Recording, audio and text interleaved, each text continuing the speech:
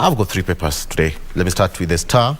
On the front page of the Star newspaper, Ruto ICC threat forced Raila to call off demos. Ruto ICC threat forced Raila to call off demos. President refused to meet opposition leaders to discuss power sharing.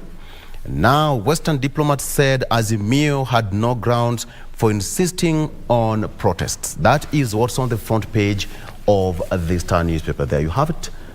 Yes, there you have it. On the front page, Ruto ICC threat that forced Raila to call off demos. President refused to meet opposition leaders to discuss power sharing. And it's continuing down there that I'll give you more details shortly. It's fleshed out for you on page 6. And still on the front page there, you have got pictures of parents picking up their students at the Sacred Heart Girls High School, that is Mukumu in Kakamega County, where it's reported that 2 students died after an illness that caused the school now to be closed indefinitely as investigations continue. That is on the front page of the Star newspaper. And now down there, it says that positive update on patient whose foot reattached in historic surgery 5 years. How Ruto Raila deal will be realized. Hiring reforms overseen by ad hoc team. Right on the corner there, how Ruto Raila deal will be realized. Hiring reforms overseen by ad hoc team.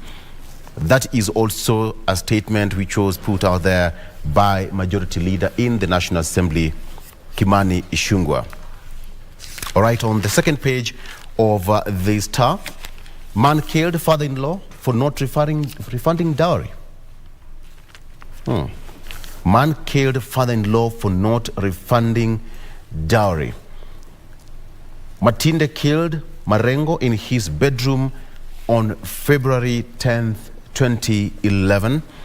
Now, it says that Matinde had just killed Mark Rioba Marego, his father-in-law, in his bedroom in, that is in Kuria West. And it said that because the father-in-law did not refund the dowry. All right. Professor Kolale believed governments only listen to fights, not talks. That is the late Professor Muga Kolale, who told a group who told university staff that they had to continue pressuring the government to listen to them by intensifying strikes. That is according to the late Professor Muga Kolale. Okay, floods displaced 100 families in Bomet as more rain expected. This is on page 3 there. At least 700 people homeless after deluge, mud ward houses collapse. And now floods wreak havoc in more than 102 households, leaving 700 people displaced at the weekend in Chepalungu, Bomet County. It was one of the disasters that followed the heavy rains pounding most parts of Bomet since Saturday. Down there, there is a caricature, there is a cartoon.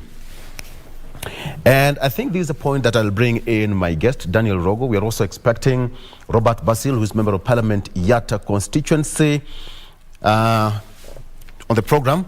But perhaps, Director, just zoom in the caricature there. That is Raila Odinga, right? If you can see it on your screen, that is Raila Odinga.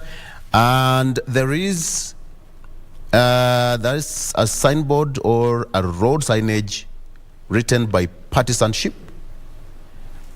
I almost unleashed the law in me.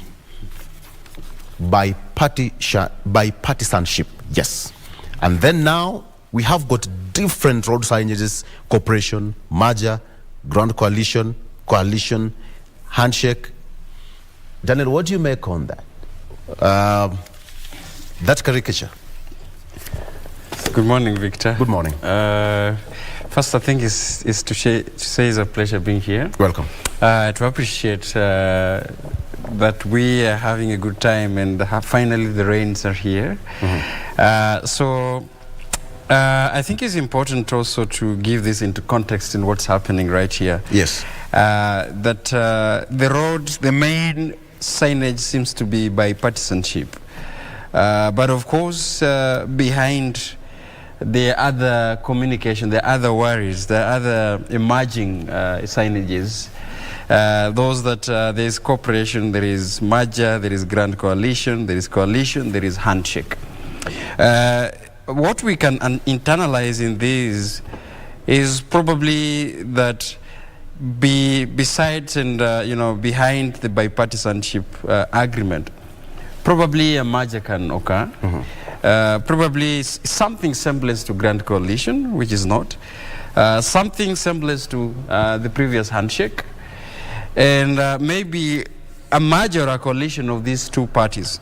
So I think it's a road that Raila is leading, but there is so many possible road signs, behind his direction, just behind where he's leading. So this is probably the unearthed scenes that are down in these talks of bipartisanship. Yes. What is it really big in picture, and what is really behind the scenes? The possibilities of other things that are emerging, out of the talk on bipartisanship. Okay. All right. There you have it.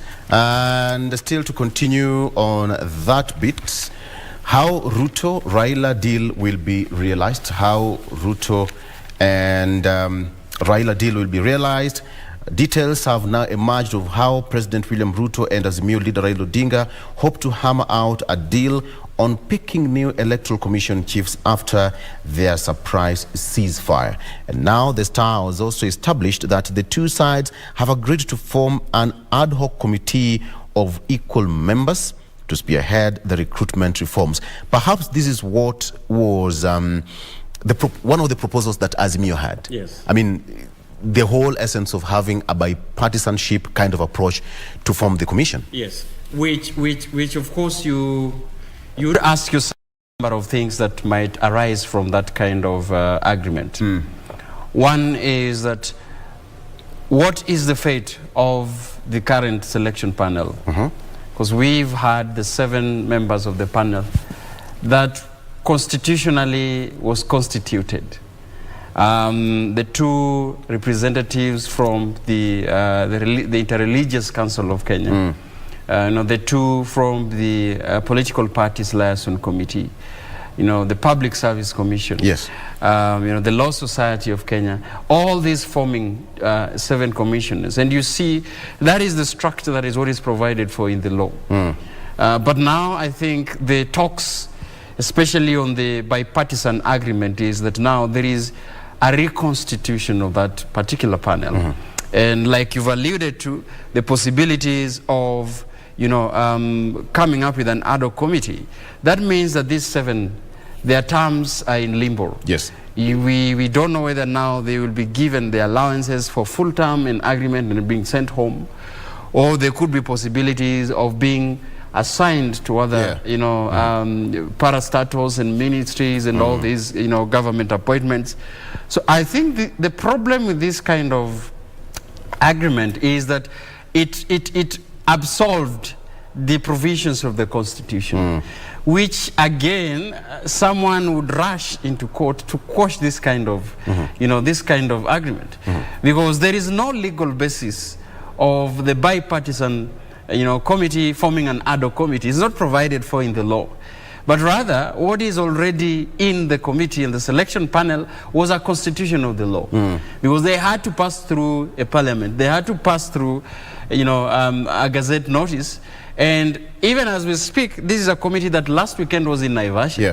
you know, collecting the views of the public and of the interested parties on what are the modalities of selecting members of a panel that will strike the resemblance of, you know, representation Yes. from all over. And of course, as you correctly put it, according to the plan, a motion will be tabled in Parliament with proposed names of members to sit on the ad hoc committee, who will then agree on how the hiring is to take place. Now, this raises the question of the previous composition of the committee members. Yes. And now, there is this bit of the proposal.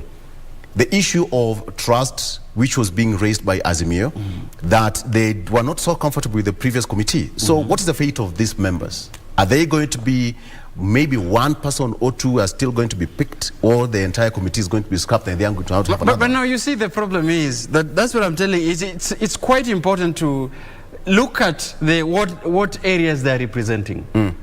Law Society of Kenya, Interreligious Council, the Public Service Commission, the Inter-Party Liaison Committee. Unless the two who are from the Inter-Party Liaison Committee, you know, the two parties and the two big factions can agree. But you see, how would they agree from, how would there be an agreement, for example, to select one person from the Law Society of Kenya who represent the views of both parties? Can you understand? How would they agree, to select one from the Interreligious Council of Kenya? That is within the discretion of the Interreligious Council to decide. It's not a bipartisan, issue. So this is a problem that I'm seeing, here, because then the problem is that with the bipartisan, you are not really able. How would you maneuver through, to dispute the constitutional provision of the selection? And now, based on again what you're saying, to answer you, National Assembly Deputy Majority Leader Owen Bayer said yesterday that the current selection panel, their future is now sealed, saying that the State House meeting resolved that the ongoing process be halted to pave way for the bipartisan process, meaning, this is a new commission that is going to be put in place. The deal is sealed. Yes, so that's what I'm saying. Even if you're going to seal, but then there is a legal landmine that we are potentially staring towards. That any member of that previous election panel can go to court and quash the decision by these people, by partisan party. And he or she will be heard, because like I've told you, ushering in that selection panel and that committee that is there was a legal process. Remember, even within the speech by the President of the Republic, he acknowledged that even putting this committee was through a constitutional provision process. And therefore, since with the protest and to yield into the demands of the opposition, this is now going to approach a bipartisan process. Look here, Victor, it is now going to be a political process, not a legal process, which, that's what I'm telling you, you stare into what I was telling you, the BBI recently, that the court quashed in 2021.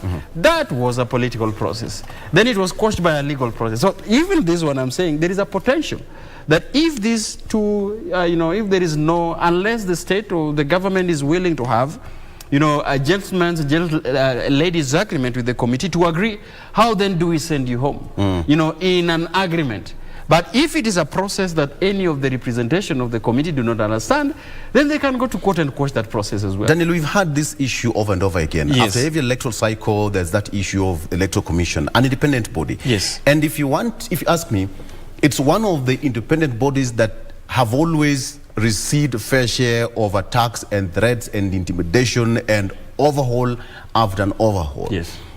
At what point will you have this, this political hygiene at the commission once and for all? Yes, of course, and for us, having a political hygiene is avoiding processes like the one we are seeing.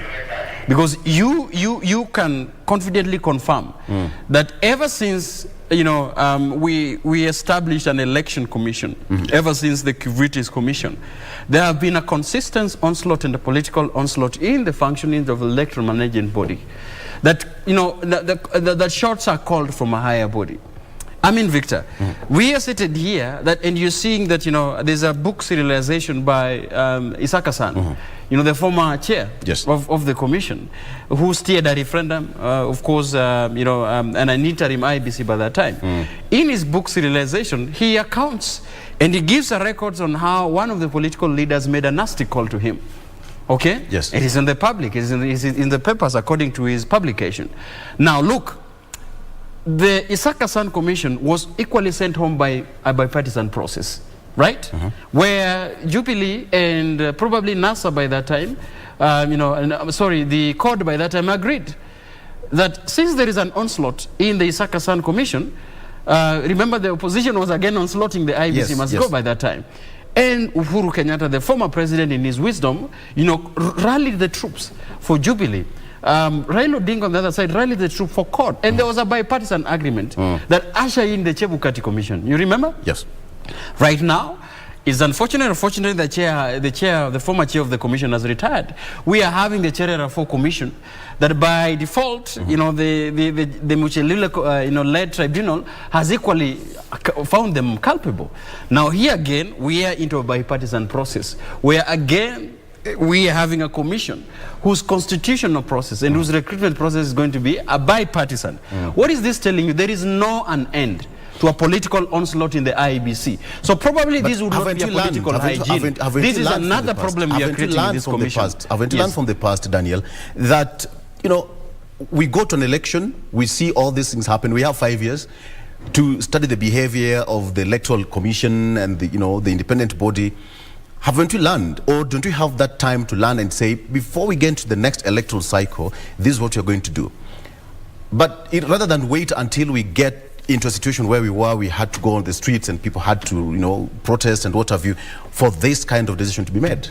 Lives have been lost and property have been destroyed just for a constitution of a new commission. Unfortunately, that is what happens in our political cycle. Every time there is a protest and there is disenchantment by, one of the memorandum is the IBC, every post-electoral period.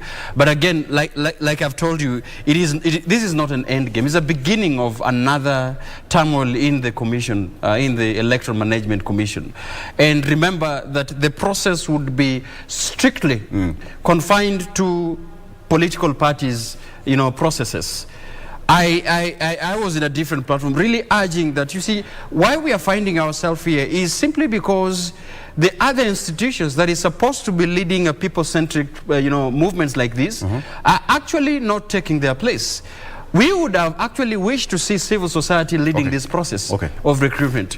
We would have wished that we would see our religious leaders leading this process. We would have seen a process where, let's take a break. The media actually, as you always do, lead this process. But unfortunately, that is not the case. Let's take a break. When we come back, we're still going to discuss more on that and the way forward. 1 week ultimatum given to the government for this kind of process to take place. What is the way forward? That and much more shortly after this break. Stay with us.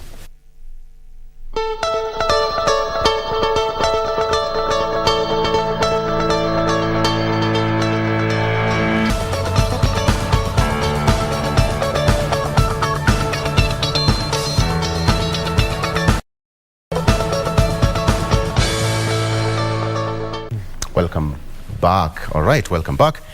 And thank you for staying with us. All right, on the front page of the Daily Nation, search for Ruto, Raila, deal starts. Search for Ruto, Raila, deal starts. Details emerge on the talks that led to truce. Details emerge on the talks that led to truce. Now, a day after Azimio Chief Raila Odinga called off anti-government protest in response to President William Ruto's offer to consensus in the recruitment of poll commissioners, the two sides hit the ground running as they met separately to pick representatives to the team that will formulate terms of engagement.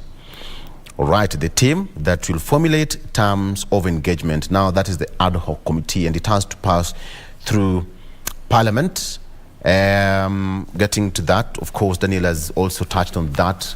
Death of 2 students sparks fears over safety in school.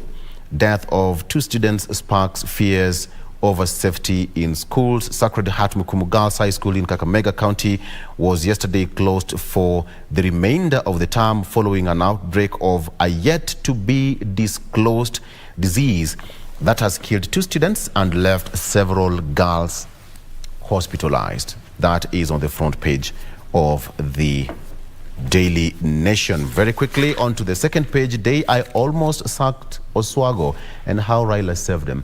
That is a serialization by Isaac Hassan. I think you're just trying to give out the details of how the book that has been titled Referee Dirty Ugly Game. Referee of a dirty ugly game. You can take a copy if you can get access to one. Take a look at that. Ruto Raila teams in race to roll out bipartisan process. The big question that I'd like to ask you, Daniel, is that we have got politicians taking their slot, their stage, parliament, the 2 big, okay, that is President William Ruto and ODM leader Raila Odinga. All of them have already taken their position. So where is the voice of the voter? Yeah, I think before we took a break, I was talking about the missing voices of the voters and the public, and you know, alluding to the fact that in such an instance, the civil society organization would come in handy, because the civil society is touted as the voice of the voter, as the voice of, you know, of the public. But unfortunately, these spaces, you know, the race towards the formation of this commission was hijacked by a political class at the expedience of the other players in this field. And that definitely, you know, confirms that the main decision makers, even on the outlook of this particular panel, and definitely, ultimately, the commissioners, would be in the interest of the political players. And like I told you before, a process that clearly is defined in the structure, in the, you know, the legal documents, now begins to take a bipartisan process. And therefore, these commissioners, or the formation of these commissioners, is purely in the interest of the big political parties. There will be no accountability. There will be no, you know, process of recourse. There will be no, you know, any other way a citizen would be able to hold this commission accountable, because the assumption is that the political parties and the representatives of these political parties are the voices of the people. And probably that is right, and it's probably wrong also as well, because the Constitution delegates that power to the Parliament. And like you said, if this law is going to be debated in Parliament, and by the way, it's going to pass unanimously, because there will be no any other, you know, any other opposition to it. You could be prepared that if the committee, or if the 2 parties or 2 coalitions are going to agree on the members to sit on this panel, if they are going to be fronted in the floor of the National Assembly, there'll be unanimous approval. Because a day or the morning to that debate, you will see these political party leaders calling their members of parliament to different quarters and asking them not to raise hurdles. And therefore, the decision will be unanimous. That leaves an egg in the eye of other players. That leaves an egg, an ugly egg, in the eye of Law Society of Kenya, in the eye of, you know, the Interreligious Council, in the eye of, you know, other commissions. So this really confirms that there will be no stake for citizens, unless, like I've told you, that all interested political players, all political parties, besides the political parties, citizens would definitely move to court. Unfortunately, you know, the public litigants, like the Honorable Okiya Mutata, is no longer, you know, a public litigant. He's also joined the political class as a senator. So it's quite difficult for him to go and quash that processes, because his political party is one of the bigger players in this bipartisan process right now.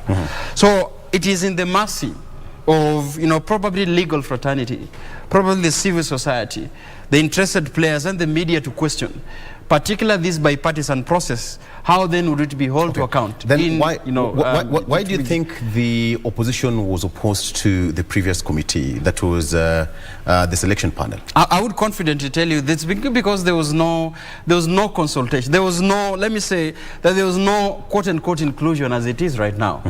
Because remember that this, look at the pronouncement in the speeches of these two leaders of our country. Our president, our beloved president, says that for us to quash this kind of demonstration that is destroying property, and, you know, lives are being lost and properties are being burned up and down, it is for us to yield into this kind of dialogue. Yes. And the dialogue is to yield into the demand. So, you know, the proposal by the opposition, was a bipartisan process. It was not a process that is so inclusive. And this is why I'm telling you that yesterday again I noticed this and I noted it. I said, if there is a possibilities of opening a space for a dialogue, why would we be a structured and a robust dialogue open to other civil, all players, Victor? Yes. Why would this dialogue be opened? Why is it so confined to the political players themselves? Yes. Because I definitely agree that, you know, the Right Honorable Raila Odinga in his speech actually agreed to the dialogue, and probably giving a space for 7 days for this dialogue to kickstart.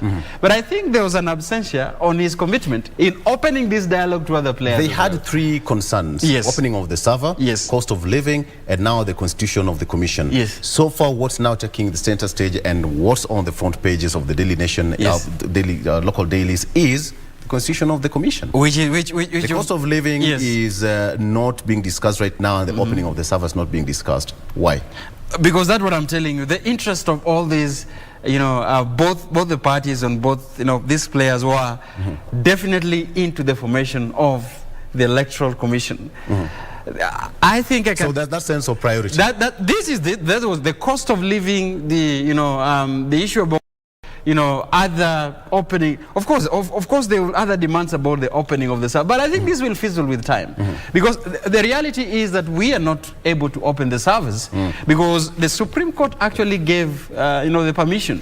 You remember when there was a ruling by the Chief Justice, you know, that there would be an access to the servers on a readable user to see exactly what was there. I think by that time the issue of the servers were dispensed, because then it was within one of the, you know, the items of the Supreme Court. I highly doubt if right now we would have a priority of opening these servers again, you know, for any political players to do. One of the things that I agree in the statement by the opposition was that there needs to be an audit of the commission. I think that is within time, because we have a commission that exited, that was not audited. For us exactly to see a robust auditing of the commission that would actually give the public information to other things. Remember in the report that the IEBC gave out as they exit, the commissioners were exiting, was but that there's a larger number of people who abstained from voting. Yes. There was a larger number of special interest groups that were excluded and they didn't, you know, participate in the elections. So I wish and I agree that one of the things that we could actually see is that there needs to be an independent auditing of the performance of the electoral management body. But the issues of opening the server, I think, is an issue that, you know, is not realistic, even you know, as we speak right now. At this particular point, you've realized that the two sides, the minority and majority, have softened their hard stands. Over the past 1-2 weeks, I mean, it's been all chaotic. Everybody now pulling on their side. But after that, you know, 2 hours kind of a discussion, the president started, and then opposition leader at around 7 p.m. also had a press conference. At that particular point, the smoke completely died. And we saw some sense at the end or the other side. And now we can see people talking. Daniel, do we have to pull on our side for us to be heard, or do we have to resort to discussion and dialogue for things to be done? Because if you realized, when the president spoke, Raila Odinga also spoke, everything completely died. We've not had any political rhetoric or hard stance since then. 2 days now. Yes, it happens, and this is why I'm saying it's fortunately, unfortunately, because we do not have any other alternative, any other third player in this process, and therefore it seems that we are, as a citizen, we are extremely polarized in the fact that you are either following the other, political coalition or the other one, and there is no in between. So for those of us who are in between, is that we are either the silent majority or silent minority. Yes. You saw the intrigues on Sunday. And one, this is something that was seen coming, Victor. You could see that, as usual, the big principals did not attend these church services. None of them did. None of them was there. So actually it's until around 12 or 1 p.m. If you were very keen, you could have realized that there was something really going on underneath. If you asked me that I actually expected that to happen, I would tell you no. Because the tension was high. Literally, the tension was high when Raila Odinga said that Monday was going to be, quote-unquote, manner of all demonstrations. And then now, all of a sudden, at around 5:30, the president spoke. No, I think... At 7, yes. ODM leader Raila Odinga also spoke. Nobody saw that coming. If you could have, that is the beauty of politics. Yes, if you could have seen exactly the accounting of what took place, is that it was not by default. Normally, you could sense that they are missing that jigsaw puzzle. There's some of it that are missing completely, and something that took us in surprise is that even as the invite to a press statement came in. Some of these political players in Muranga were still bashing these other sides and these other sides. And you could see it live streams in some media stations where a political rally in Muranga, people were still bashing the opposition leader without knowing that the president had called for a press, statement. Right. Let's take also the other side, I think it is. This was foreseen for those who are keen. You could see it coming on Sunday. If you ask me, did I see it coming on that Sunday? No, I'll tell you. No. All right, let's take a look on what we have on the front page of the Standard. Hope after demo deal. Hope after demo deal. After incessant pressure, both locally and internationally, President William Ruto and Azimio leader Raila Odinga climbed down from their positions and agreed to dialogue, a move that has been received with jubilation across the country, with traders, church leaders and politicians hoping for long-lasting solutions.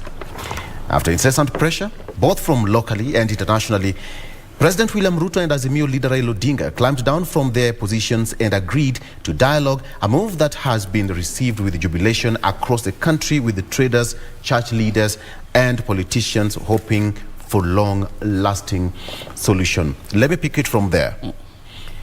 Church leaders and politicians hoping for a long-lasting solutions. What are these?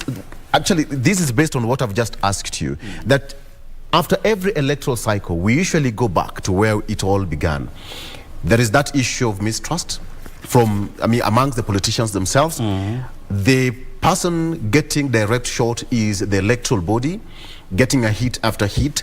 And then, at the end of the day, politicians will always say election was not done according to the law. But this only happens with the presidential elections. The MCA was never contested. Members of parliament was not. Senators, women rep, and all those elected positions. It only happens at the top seat. Yes. Why? Because I think our constitutional is presidential. We have a presidential, constitution here where a lot is accumulated and attributed.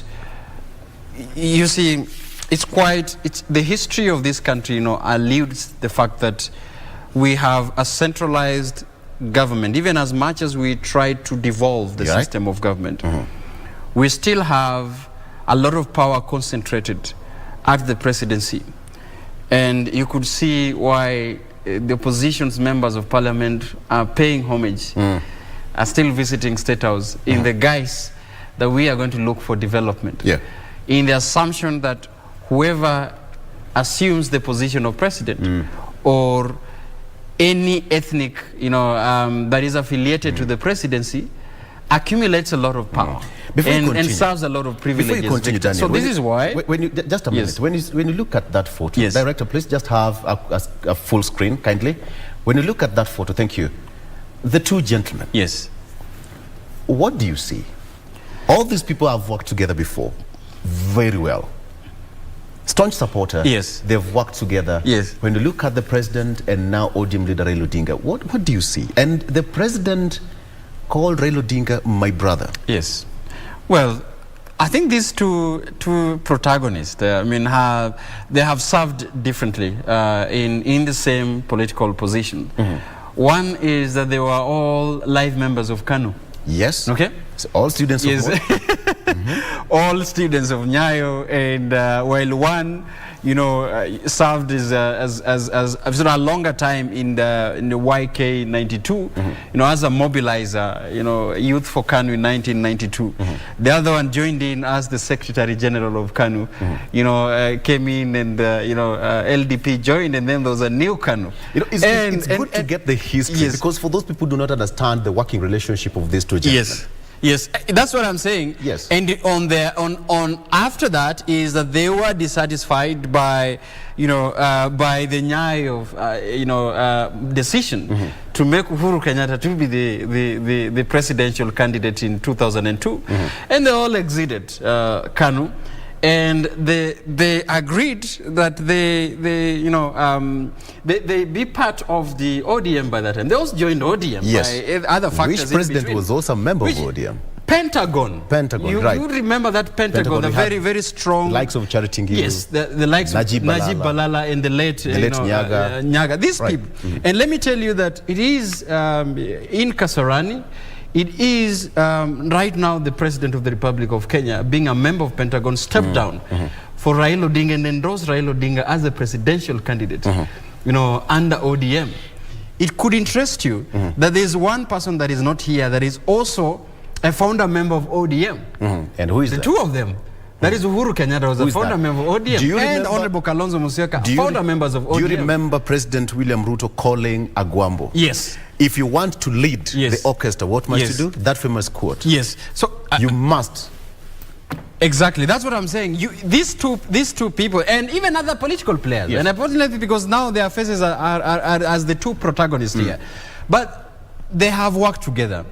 It is, and you could see if the president was in Kisii, give an account. And I like what you said, that sometimes it's important to tell the public, that these two individuals yes. is not worth, taking your lives for these people. Because all of them have worked, they are friends, they know each other very well. Yes. Remember the accounts in Kisii when the president says that for once, he has voted for Agwambo, right? And I'm quoting what he said. It's in the public domain. That is right. That was in Migori. Yes, what was in Migori right. as well as in Kisii. He said yes. that before. That he's worked and he gave himself for Agwambo and he gave his vote. It's high time for Agwambo to consider supporting him, because he had supported him before. He even gave account on how he went to ICC on behalf of Raila Odinga. And one of the things we need to tell these people, that these political players and these two brothers can cede ground for each other. I like the way you've also called it the two brothers. Yes, and he mentioned in his statement that he's extending a hand to his brother. Okay. Let's bring it back in studio and ask.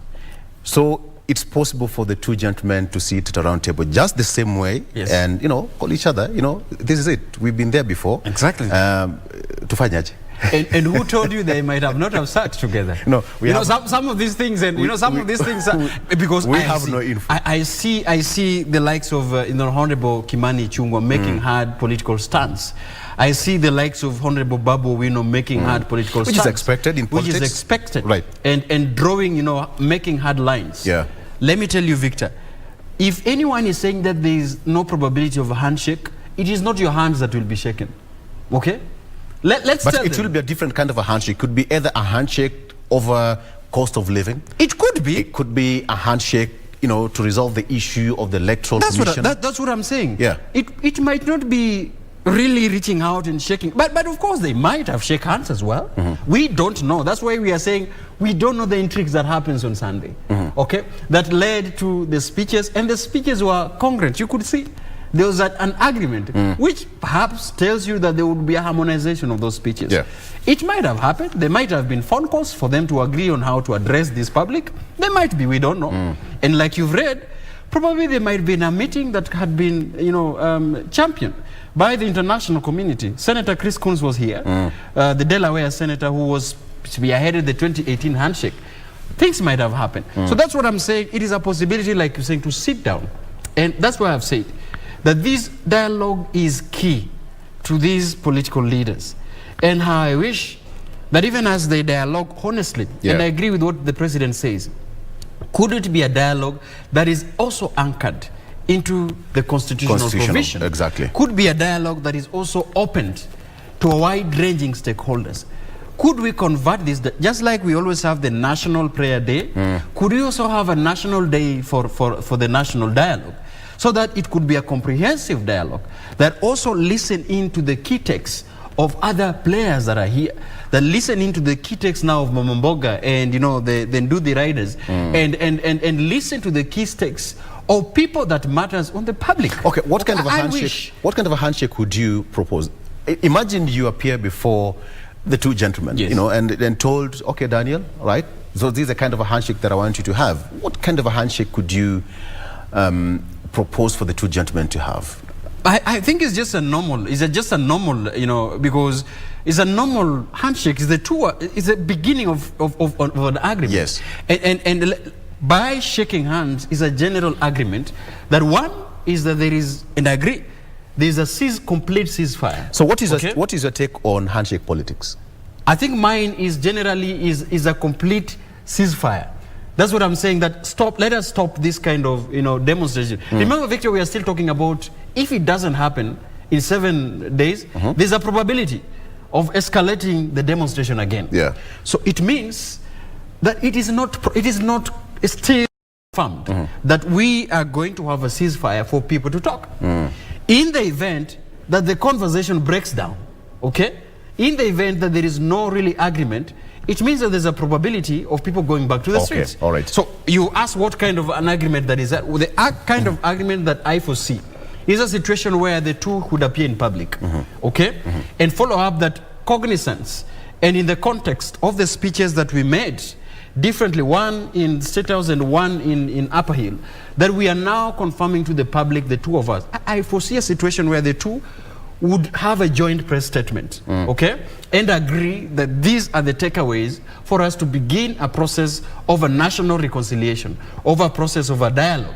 And after giving the agenda items on what to agree on that dialogue, if it's a structured dialogue, is to clearly agree that these are the major things that are going to be discussed in finality, that there will be no deviation, that there will be no hard stand, that there will no disruption of these that will lead people ultimately to again go back to the street. Based on what you said. And after that press statement, right, I wish that they would shake hands to be the beginning of a national reconciliation agenda. Based on what you said, on the fourth page of the Standard here, it says that Ruto, Raila truce lauded, but many want hardliners kept off dialogue. Yes. Ruto, Raila truce lauded, but many want hardliners kept off dialogue. First of all, when you want to go down to pray, first of all, you have to believe, hope, and, yes, flex yourself. Yes. When you have hardliners, conditions, when you have, lines drawn already, this would definitely bring a very not so comfortable situation where you are coming for dialogue, but you have some cards hidden under the table. Yes. We all know that in politics, you don't have to give your opponent your next move. The only thing to do is you ambush. Yes. That's exactly what happened on Sunday. Yes. We were ambushed. Nobody saw that coming. Probably you had an intel. I don't know. I mean, it was just a turnout of things. For an analyst, you're able to see why some things are not in the trend as usual. And therefore, you can deduce that something is really happening normally or abnormally. But you've asked, I think we would not really want to wish away the position of hardliners. Sometimes it's very important, especially when you are into a conversation that are critical like the one that the two leaders are in right now. The important role that the hardliners play is that they remind you, okay? They remind you that even as you begin a process of conversation, yes, there are other things that are reducible minimums that you would consider in that conversation. The importance of hardliners is that they remind you that you are accountable to the conversation, not only to yourself, but to the public and to your followers as well. So I think let us not, deem hardliners are hard people. No, they also provide checks and balances in a conversation, in an agreement. But I think it is prudent. It is much in the discretion of those who are headed to a two gentlemen's agreement also to remember that it is in the interest of a state, in the interest of the nation. Yes. That even as hardliners are having their position, that ultimately that conversation should consider the peace and stability of a country. That should consider that we are having a country that is still going through an economic turmoil, that needs an economic recovery. Once this is done, so a commission Victor, is sorry, formed. that's what I'm saying.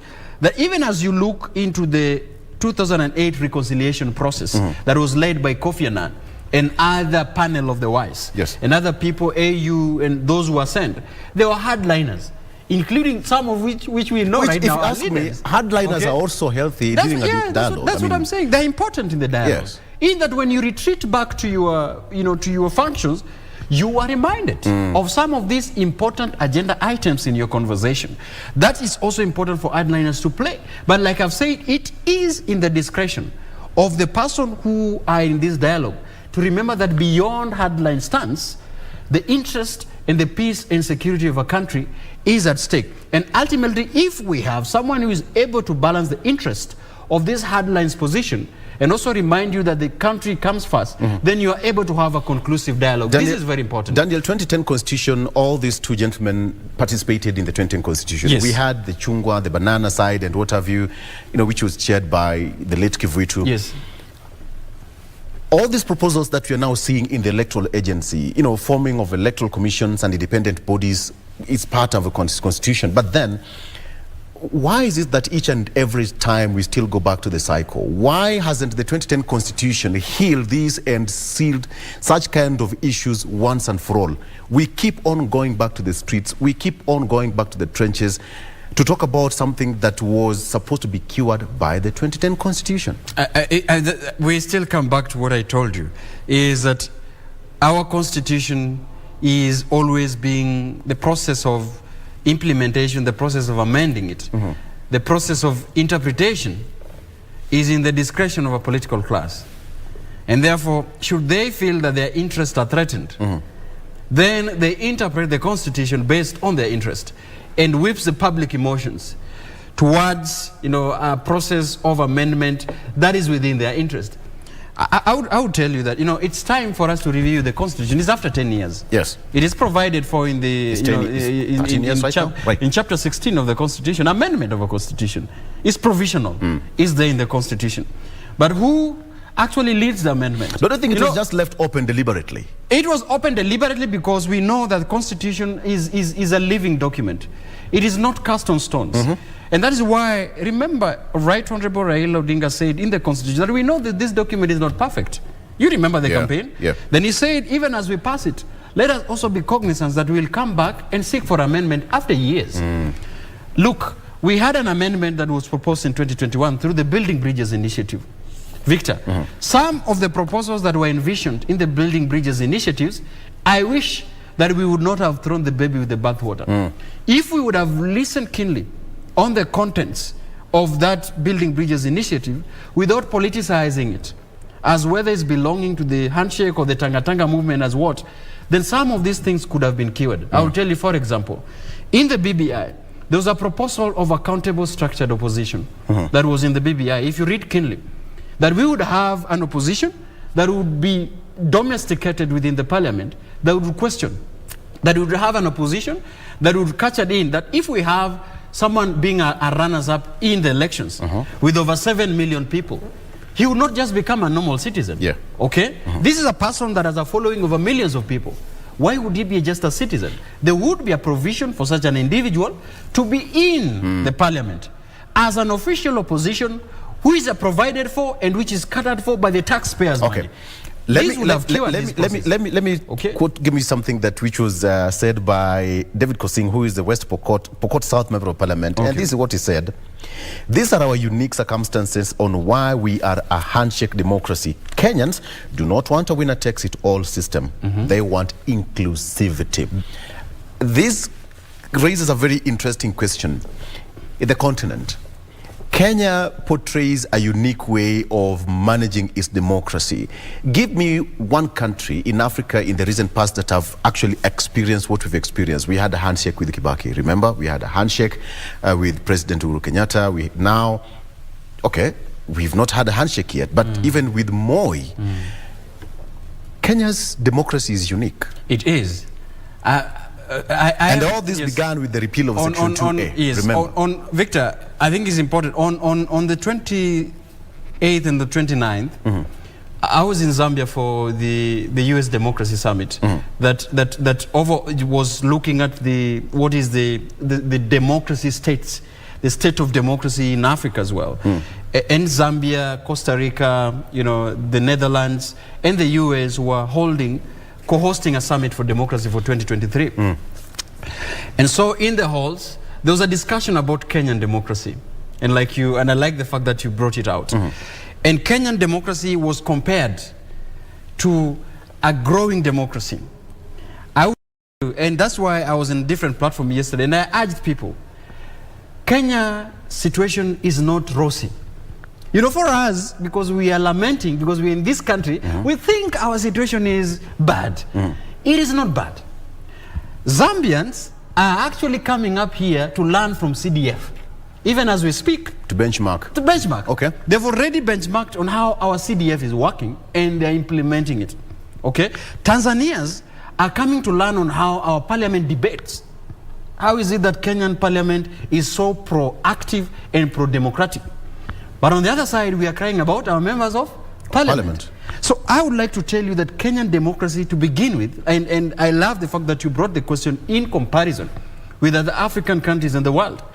Kenyan democracy is stable by the fact that people come demonstrate, by the fact that media can hold the government to account without a blackout, without being switched off. And I like what the president said, that we are past where we would switch off internet and we would switch off, media stations. Our neighbors here in Uganda, during the elections, there's a media blackout. Even as we speak, Facebook is banned in Uganda here. They are using Telegram and all these things, to access. I am telling you, in Nigeria, the country is still struggling. Even as we speak, there is a court hearing process of elections. They are worried whether the judiciary will be independent enough. And one of the members of parliament posted the outcome of, the Supreme Court, Maraga's ruling, posted the outcome for members to see. Is a yearning that they wish that the judiciary in their country would be much like the ones in Kenya. You asked about where the handshake was, and I will tell you where they tried handshake and it failed. After the 2007-2008 election, post-election violence, Morgan Tsvangirai, tried a handshake with Robert Mugabe. Few months down the line, it collapsed because there was no trust. That process, they tried. First of all, a handshake has to have some strong basis, a foundation. Why are we having a handshake? It has to be documented. It has to be documented. It has to be a process that is led. Right. So they tried the Kenyan handshake, but it collapsed few months after that. Okay. In Democratic Republic of Congo, you remember when they also tried the handshake. The current president, Felix Tshisekedi, he used to try the handshake with the outgoing president. It collapsed. So I am trying to look at the situation and I agree with you that even as much as we lampoon our political leaders, even as much as we try to cartoonize our political process, we are on a stable process. And the country is in a stable process, and we only need to see is that we have other processes of checks and balances that is able to hold these political leaders accountable. The process of electoral justice cannot be left to Honorable Raila Odinga. It cannot be only left to Honorable Raila Odinga and William Ruto to do that. The process of electoral reforms cannot be left to ODM and Kenya Kwanza to do it. It's a process that must be left also to the civil society to do. It's a process that other people must forcefully get themselves to provide accountability to that process. So which means it's a blessing in disguise, and Kenyans, we should embrace. We should embrace what we have. We should appreciate the level of democracy that we have gone. And I can confidently tell you that even though there are people that would want to have us to slide into anarchy, our checks and balances are structured cannot allow that. Running out of time. Just after 1 minute, we have 1 week, and the process is already on. I know, Parliament is on a very short recess, but if need be, they'll be recalled for them to debate on this. But then question is, what should we expect after 1 week or two? After 1 week, I expect that these two leaders, of course, the bipartisan political process is going to take place where they would have brought their representatives to occupy the selection panel. But I also foresee a situation where after them doing that, the civil society is going to move to court to quash that process. Yes. In the anticipation that that process is not legal. That process is political, is not a legal process. I also foresee a situation where all these political players will be asked to come back to the drawing board and begin a negotiation of what they would do with the already select members of selection panel. Are they also going to be given a handshake to release them from the office? Are they going to be compensated for the full time they have served in the selection panel? I think these are conversations that I foresee coming. Thank you so much. All right. Daniel Orogo, that was perfect. Wow. Energy in the morning. It's been a cold day here in Nairobi, but you know how we do it? We serve you some hot breakfast here on Good Morning Kenya, People and Politics. All right, let's take a break. And we come back, we'll be crossing over to Radio Taifa. Today, the discussion is Roadmap to National Unity. We have got Rashid Momkondo with a discussion there. Guest Gibson Gesori, who is a political analyst. We also have Nimrod Mbai, MP Kitui East, as well as Charles Owino, former police spokesperson. That is a discussion that you don't want to miss on Zinga on KBC Radio Taifa. That is coming shortly after this. From me, good morning, I'm Victor Lo.